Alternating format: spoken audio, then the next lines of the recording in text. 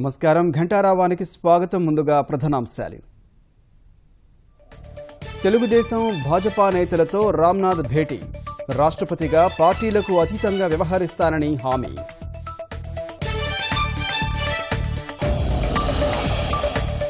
రాష్ట్రపతి ఎన్నికల్లో సిద్ధాంతాలకు తావు లేదు. కోవింద్కు దేశవ్యాప్త మద్దతు ఉందన్న వెంకయ్య.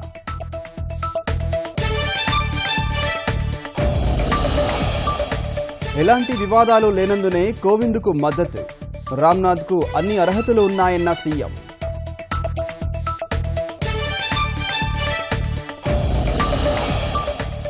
విజయవాడలో ఘనంగా వెంకటేశ్వర వైభవోత్సవాలు.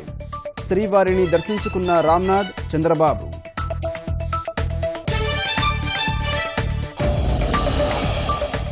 కేంద్ర ఎన్నికల కమిషనర్గా అచల్ కుమార్ జ్యోతి.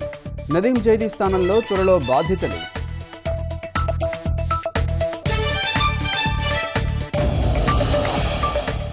ఈశాన్య రాష్ట్రాల్లో వరద బీభత్సం. అసోం, మణిపూర్లో నీట మునిగిన లోతట్టు ప్రాంతాలు.